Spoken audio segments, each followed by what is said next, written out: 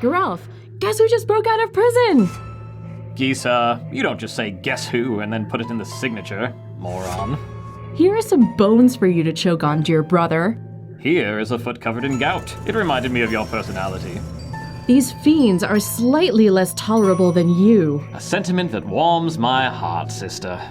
It's finally time. Let's talk about Zombie Tribal. Zombies are one of the best supported tribes in Commander, with a deep card pool, powerful synergies, and a wide array of viable generals. And out of all of those generals, Gisa and Geralf are my choice to lead the zombie horde. And not just for their snappy banter. While not zombies themselves, the brother-sister duo have an excellent, if not flashy, ability. When they enter the battlefield, you mill yourself for 4, and once each turn you may cast a zombie card from your graveyard. This isn't going to crack a game wide open, but having your graveyard act like an extension of your hand is always powerful, giving you the ability to recur precisely the zombie you need for any situation. The goal here is to build a zombie deck that functions perfectly well without its commander, but gets that extra boost from their ability to help your zombies swarm in for the win. So let's dig up the stars of the show, the zombies.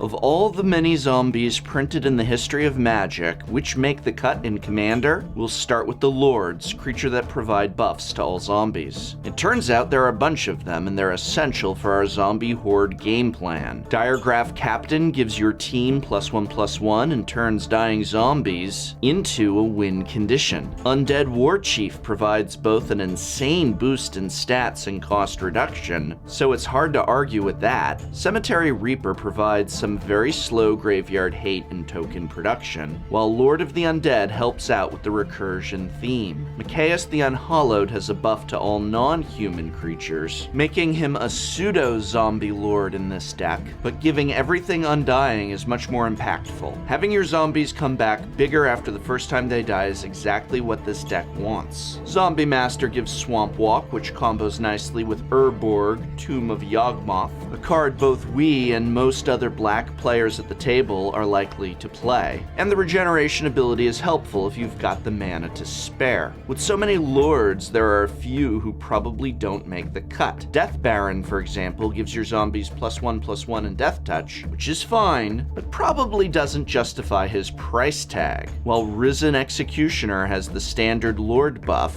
and a recursion ability, which is a total non-bow with the rest of the deck. What about tokens? Now that we have our lords, we need a proper zombie horde of tokens, that is. As it turns out, our commander's sibling pair have individual legendary creature cards, with Ghoul Caller Gisa focused on making lots of little zombie tokens, and Stitcher Geralf better at slowly making big ones. Diregraph Colossus can be a big threat in the late game and will give you incidental zombie tokens as you go about your business. Noosegraph Mob is effectively 5 tokens for 6 mana, delayed across a few turns, but since it's a zombie, you can recast it from your graveyard and start the process over again. Kalitas, Trader of Get, is sadly not a zombie, but his ability to exile your opponent's creatures as they die and turn them into zombie tokens scales wonderfully in multiplayer. If anyone board wipes with Kalitas under your control, the net result leaves you with a bunch of zombie tokens on an otherwise empty board. Grave Titan is also somehow not a zombie, but spews them out left and right. While of course Army of the Damned gets you a veritable zombie army for 8 mana, and you can repeat the process for a whopping 10 mana. Definitely build extra ramp into the deck if you want to pull that off.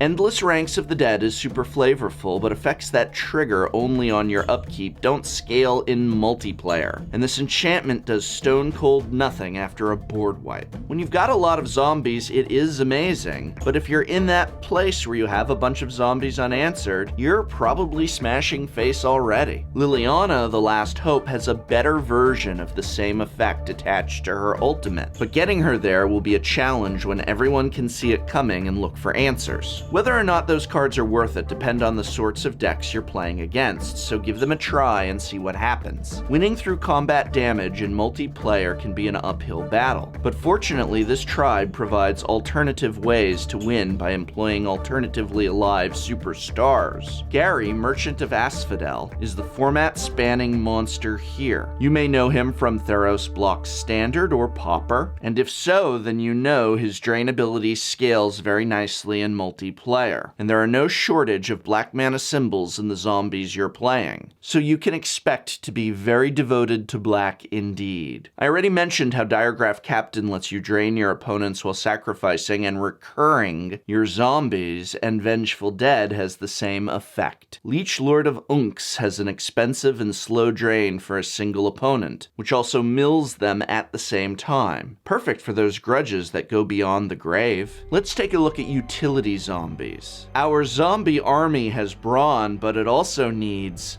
brains.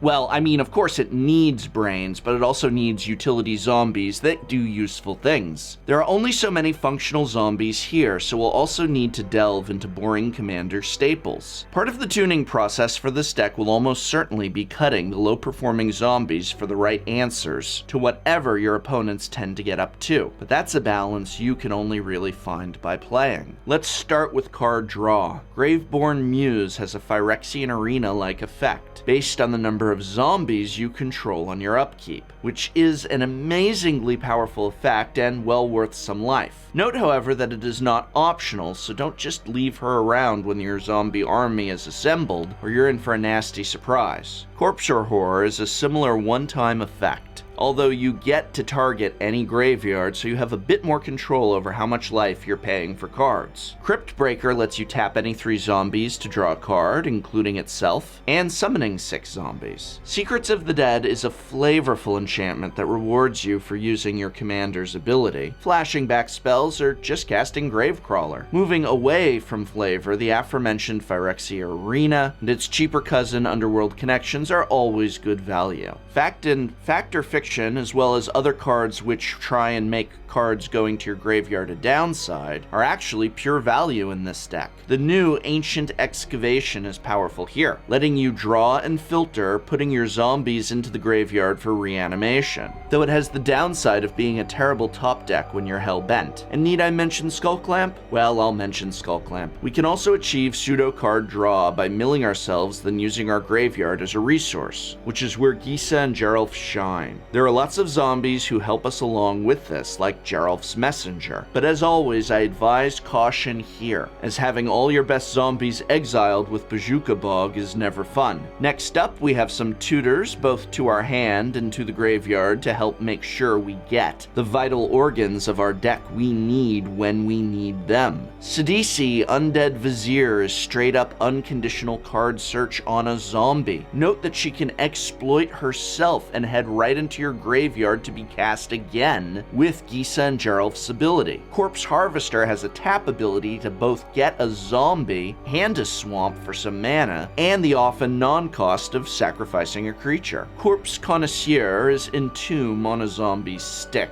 and the Unearth ability means you get to do it again, even if you have no other ways to bring it back from the graveyard to the battlefield. Beyond actual zombie cards, Black also has the usual plethora of tutors, demonic, vampiric, diabolic, etc., as well as the very thematic Entomb and Buried Alive. You can go as deep as your budget allows, but know that this deck doesn't especially need tutors to function. Sometimes you need to sluice off the board when it's infested with enemy creatures and obstacles, and the best zombie for that job is Noxious Ghoul. Playing multiple zombies in a turn makes for some one-sided carnage, although do note that Gisa and Geralf will get caught in the crossfire. Fleshbag Marauder forces everyone to sacrifice a creature. You can sacrifice the fleshbag and have it in your graveyard to recur until your horde lurches unopposed. You can get even more of this effect with Grave Pact and Dictate of Erebos, which work well when you're going to be sacrificing creatures anyway. Call to the Grave will gradually wipe the board of non-zombies, but do note that this will include your unfortunate human wizard commander. Beyond that, blue has Cyclonic Rift, which is too good not to run, While black, insert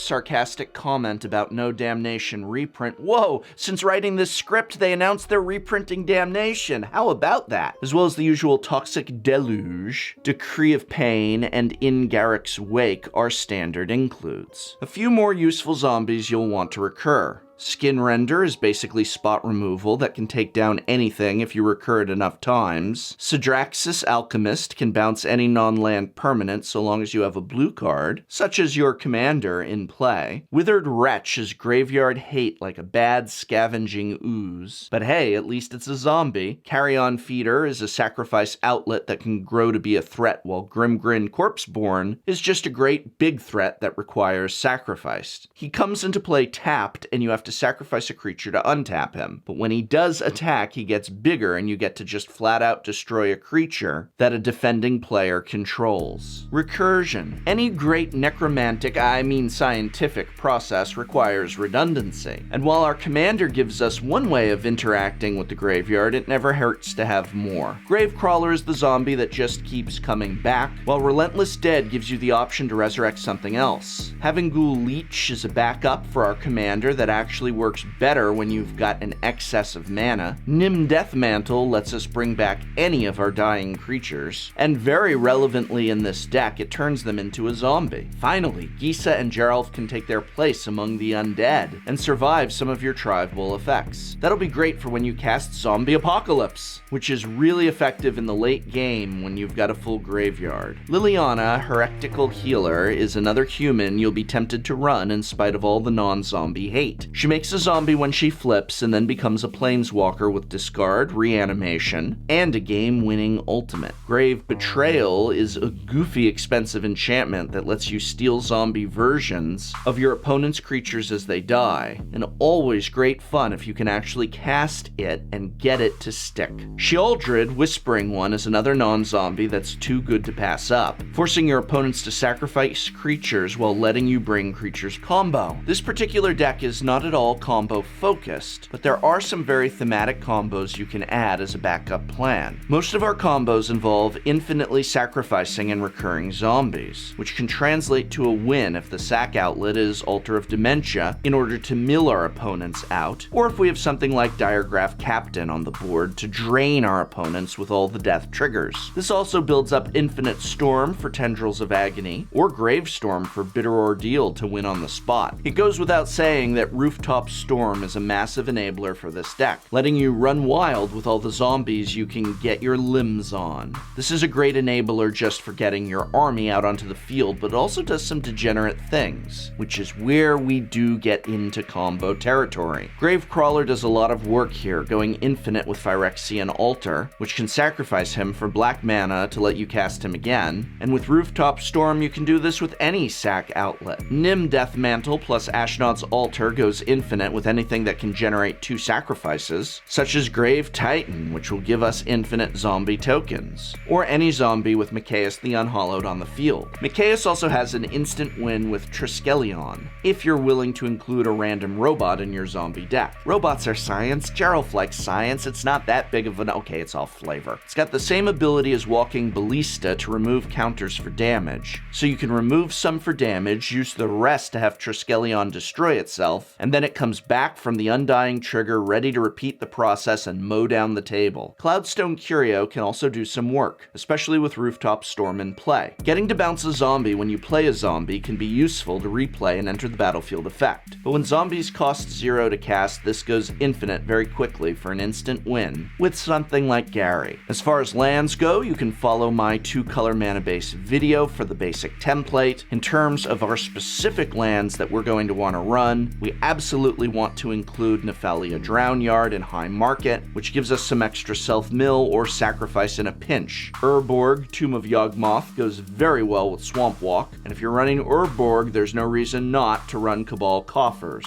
as together they make crazy amounts of mana. There are lots of great choices for a zombie tribal commander, and the game plan and synergies in this video apply more or less the same to many of them. But in spite their fragile grip on sanity and ethics, These two terrible and tumultuous twins will continue to terrorize your playgroup with their zombie army. And if you are going to lose, then they'll ensure you die laughing.